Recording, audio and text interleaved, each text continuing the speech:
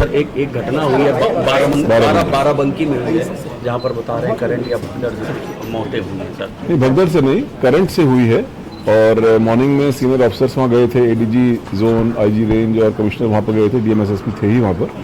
एक बंदर के एक तार पर लटकने के कारण वो तार जो था ऊपर जो टीन शेड था उस पर टच करा, जिससे कि जो मंदिर का ऊपर का एरिया था बारिश भी हो रही थी, इस वजह से उसमें करंट आ गया, जिसमें 2 लोगों की दुखद मृत्यु हुई है और बाकी लोग कुछ लोग उसमें इंजर्ड हुए थे, injured because of electrocution, not because of any stampede. तो उसमें वो सभी हॉस्पिटल में गए थे, लगभग सभी लोग को हॉस्पिटल से डिस्चार्ज कर दिया गया है, 4-5 लोगों को भी अंडर ऑब्जर्वेशन रखा गया है और स्थिति सामान्य है। उसके बाद से लगातार दर्शन चल रहे हैं और वरिष्ठ अधिकारी मौके पर है। सर, बलरामपुर आगरा के बाद कुछ जो धर्मांतरण था इस्लाम की तरफ, कुछ ईसाई मिशनरीज के जरिए भी धर्मांतरण की शिकायत सामने आई है, आपकी ओर से क्या निर्देश दिए गए? मैं जनरल बात नहीं करूंगा, जब भी कोई जानकारी किसी भी क्राइम की हैपनिंग पर होती है तो डेफिनेटली उसमें जो सख्त कार्रवाई कानून के मुताबिक की जानी चाहिए वो की जाती है। अभी मैं जब ये आगरा वाला एपिसोड हुआ था, आगरा वाला पूरा गैंग सामने आया था, उस टाइम में हमने बताया था कि एक योजना के तहत जहां पर भी धर्मांतरण की कार्रवाई हो रही है उसके खिलाफ यूपी पुलिस, यूपी एटीएस और यूपी एसटीएफ बहुत सक्रिय है और हम कठोर वैधानिक कार्रवाई कर रहे हैं। सर, बलरामपुर में कुछ ऐसी भी जानकारी मिली जो छांगुर का नेटवर्क था, उसके तरफ से कुछ सरकारी अधिकारियों कर्मचारियों के बैंक खातों में रकम ट्रांसफ़र की गई। इतने साल से चल रहा था वहाँ पर अवैध धर्मांतरण का पूरा सिंडिकेट।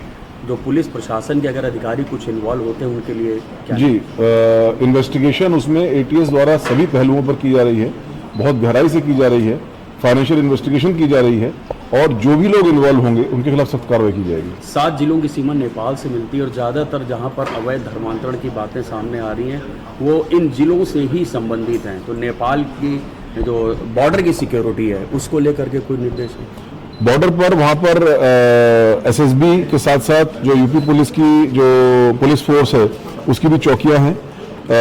अभी हाल में ही गवर्नमेंट ऑफ इंडिया में एमएचए लेवल पर इस विषय पर एक शीर्षस्थ मीटिंग हुई थी जिसमें हमारे वरिष्ठ अधिकारी वहाँ पर दिल्ली में गए भी थे। बॉर्डर की सिक्योरिटी बहुत ही इम्पोर्टेंट एक कॉन्सेप्ट भी है और बॉर्डर की सिक्योरिटी के लिए जो भी आवश्यक होगा वो कार्रवाई वहाँ की जाएगी। अभी हाल में ही आपने देखा होगा कि करीब 122 ऐसे ढांचे जो कि अवैध रूप से बने हुए थे उनके खिलाफ कार्रवाई की गई। तो इन सब चीज़ों पर बिल्कुल जीरो टॉलरेंस की नीति शासन की भी है और यूपी पुलिस की भी है। इसमें जहां पर भी अवैध कार्रवाई सामने आएगी वहां पर सख्त कार्रवाई की जाएगी। पश्चिम उत्तर प्रदेश सर पश्चिम उत्तर प्रदेश के कुछ जिलों से सर ये शिकायत है ड्रोन की अफवाह को लेकर के वहां पर कई लोगों से मारपीट भी हुई है, कुछ लोग दुर्घटना में भी घायल हुए हैं। रात भर वहां पर लोग खुद जाग रहे हैं, कॉम्बिंग कर रहे हैं। जी, 2 चीज़ें हैं। एक तो इसमें आज ही मैं एक इसका जो एजेंसी कंसर्न है उनको लेटर भी लिख रहा हूँ। कुछ जियो सर्वे की कार्रवाई हो रही है जो कि गवर्नमेंट ऑफ इंडिया की कुछ एजेंसीज करा रही हैं, तो उनको भी हम लेटर लिख रहे हैं कि इस चीज़ को आप करने से पहले आप अवगत करा दें जिससे कि लोगों को पहले से अवगत कराया जा सके। That is number 1 part of it. Second is because of जो सर्टन व्यूइंग्स कुछ र्यूमर मॉन्गरिंग भी ज़्यादा हो रही है, तो उस र्यूमर मॉन्गरिंग में जो डिफरेंट एलिमेंट्स हैं उनको भी आइडेंटिफाई करके उनके खिलाफ भी कार्रवाई की जा रही है। थर्ड थिंग इज जो ड्रोन पॉलिसी है उसमें डूज एंड डोंट्स के बारे में भी लोगों को अवगत कराया जा रहा है, क्योंकि इसमें अब येलो जोन बन गए हैं, रेड जोन बन गए हैं। जो प्राइवेट या पर्सनल ड्रोन्स हैं उनका किस तरह संचालन किया जाए, किस तरह से उनका रजिस्ट्रेशन हो, इसके बारे में रूल्स बने हुए हैं। उन रूल्स के बारे में लोगों को जानकारी नहीं है, उसको लोगों तक जानकारी पहुंचाने की कार्रवाई भी शुरू की गई है, जिसमें लोगों को जानकारी रहे कि ये ड्रोन्स अगर हैं तो किस पर्पज़ के लिए हैं जो चला रहे हैं जो लोग।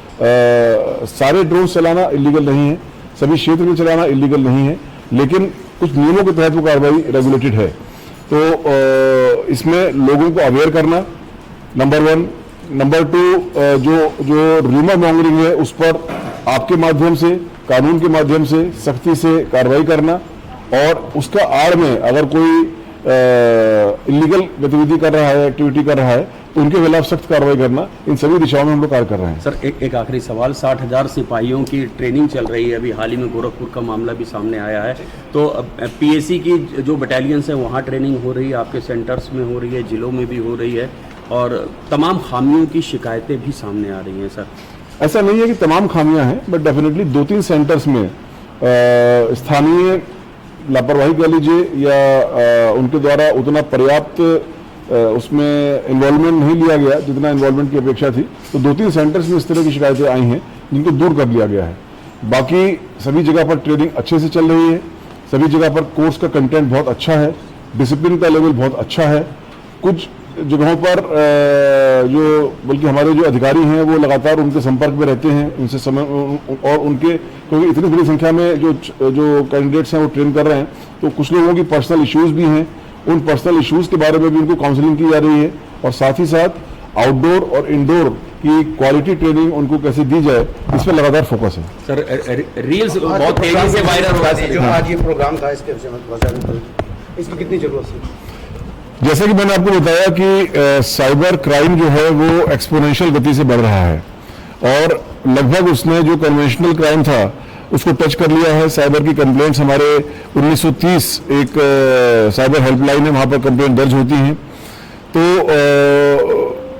कंप्यूटर के और मोबाइल के और ई कॉमर्स के बढ़ते हुए स्कोप के कारण ऐसे लोग भी इसमें जुड़ गए हैं जो कि इसके माध्यम से क्राइम कर रहे हैं, इनका दुरुपयोग कर रहे हैं और लोगों को बेवकूफ़ बना रहे हैं, ठग रहे हैं और इस तरह की कार्रवाई कर रहे हैं। ऐसी परिस्थिति में जो पुलिस की लीडरशिप है उनको साइबर लॉज के बारे में, साइबर इन्वेस्टिगेशन के बारे में, साइबर फॉरेंसिक्स के बारे में और साइबर टेक्नोलॉजी के बारे में जानकारी होना बड़ा आवश्यक है, क्योंकि जैसे कि मैंने अभी अपने भाषण में भी बताया कि ये एक ऐसा फील्ड है पुलिसिंग का जिसमें लीडरशिप से ही चेंज आना संभव है। उसी लीडरशिप के में से चेंज आना तभी संभव हो पाएगा जब वो खुद जानते हो इन एस्पेक्ट्स के बारे में और वो खुद ट्रेंड हो। इस पूरे पर्सपेक्टिव में जो ये ट्रेनिंग है बहुत इंपॉर्टेंट है, और इस वर्टिकल इंटरेक्शन कोर्स में जो अधिकारी आए हैं इसमें देश के काफ़ी स्टेट से कई सारे अधिकारी, कई सारे एजेंसीज से, ऑर्गेनाइजेशन से कई सारे अधिकारी इसमें आए हैं, और मुझे पूरा भरोसा है कि यहाँ की जो अच्छी फैकल्टी है, प्रोफेशनल फैकल्टी है, वो उनको अगले 5 दिनों में ऐसा कोर्स कंटेंट और नॉलेज बेस देगा जो कि जिससे कि वो खुद भी लाभप्रद होंगे और उनकी पुलिस फोर्सेज भी लाभान्वित होंगी। ठीक है, धन्यवाद।